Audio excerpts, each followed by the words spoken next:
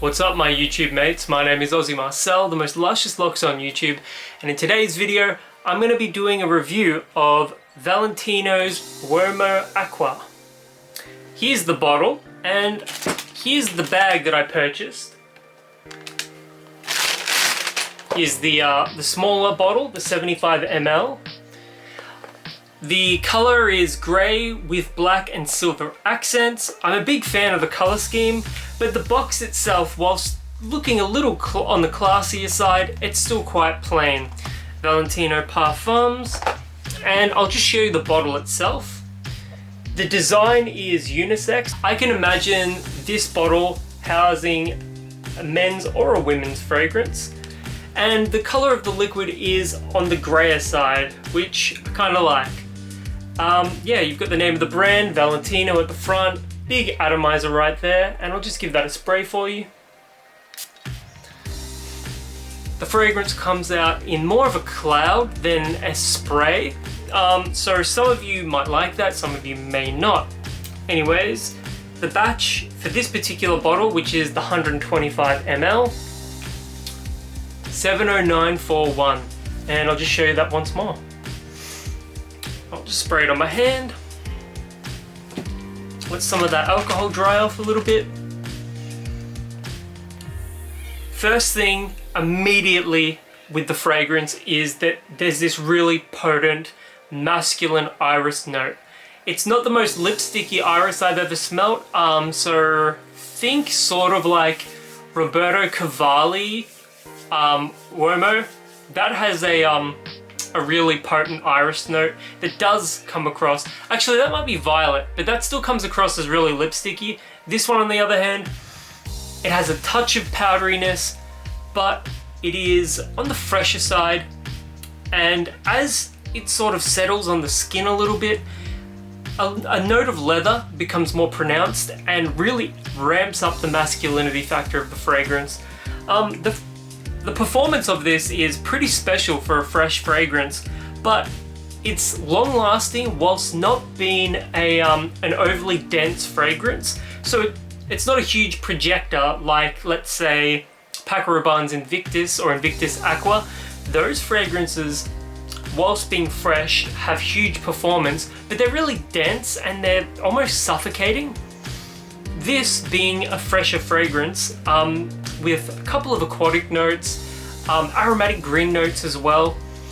It retains the freshness, but it's not overly dense. So it's not a super suffocating fragrance, and I would say that this is borderline a good office scent for that reason alone.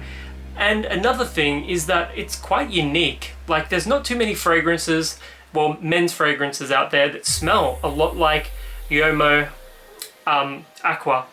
Now, as the fragrance dries down and that leather note becomes more prominent, you do get a touch of wood as well. Most men's fragrances will have like a slight woodiness to them as they dry down, just because of the aroma chemicals that they use. This though, it's not particularly sweet, it's not particularly ambery, it just has this invigorating freshness. It's the leather note that really makes this fragrance special for me. I have the accords here, and I'm just going to read them out for you.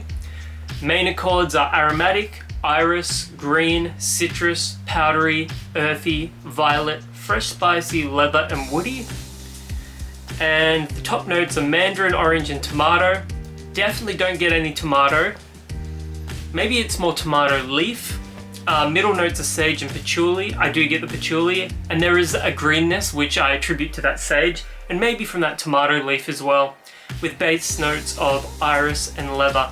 The iris and the leather are probably the strongest notes in this fragrance to my nose. And yeah, I just read that from Fragrantica. I know a lot of people in the fragrance community have their own preferences regarding the websites that they use. I try and smell a fragrance first, get my own thoughts and feelings on it, and then I'll look it up. So if my notes aren't 100% accurate according to whatever website you're using, please know that it's just my own take on it. And you know, there's a lot of fragrance YouTubers, there's a lot of YouTubers here that, you know, will just go off the Fragrantica notes or whatever, and that's just not something I've ever really done. I'd much rather just give you my own thoughts and feelings on a fragrance and go from there, and then provide sort of that information that I see on Fragrantica. The fragrance itself is just really special. I can see it working in all but the highest of heat situations, and even then, if you go easy on the sprays, I'm talking 1 or 2 tops, maybe in a nice, well-conditioned, air-conditioned environment, you can pull this thing off. So yeah, those are my thoughts and feelings on Valentino Uomo Acqua, and forgive me if I'm pronouncing that wrong. Uomo, Uomo, you know, it's one of those words that, you know, it's not really in the English lexicon, so forgive us for butchering it.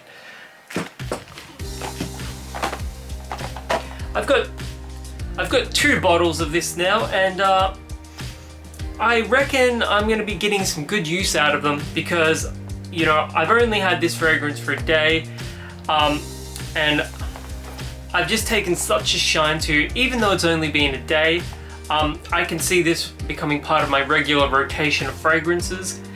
It has a masculinity that is hard to deny, but it also has a freshness and a leather note, and fresh and leather aren't two, you know, accords that really you see together all that often. So I like that it's unique in that aspect, and as far as I'm concerned, so long as the fragrance doesn't smell like Sauvage or Ventus or, you know, Dylan Blue or some other really, you know, commonplace men's fragrance, I'm happy to wear it and I'm happy to showcase it on my channel, even though I am like a big fan of Dylan Blue. It's fragrances like this that just really keep you coming back for more and keep you trying new fragrances, because there are more DNAs out there than what's, you know, most common and most popular. Invictus is another one of those super commonplace fragrance DNAs, and you know, you do just get a little bit tired reviewing this, well, in my case, reviewing the same old fragrances or the same old DNAs. You want to go out there and try new things, and perfumery is an art, and when it comes to this art, it helps to try new things. And I'm glad I took a chance on Uomo Acqua because it is a fantastic fragrance, and I feel like on the channel I've only really covered fragrances I've liked, so I'm hoping one of these days I cover something that, you know, I'm not too fond of. There was a fragrance that I bought accidentally, a Nike fragrance that is not my favorite. It's not a bad fragrance by any means, but I bought that accidentally thinking it was a different fragrance. And so yeah, I will review that eventually. That's not my favorite, but it's not terrible. So yeah, have you ever bought Valentino's Uomo Acqua before? If you've ever tried this one, let me know in the comments below. My name is Aussie Marcel, this is Valentino's Uomo Acqua, and until the next video, I'll catch you guys around.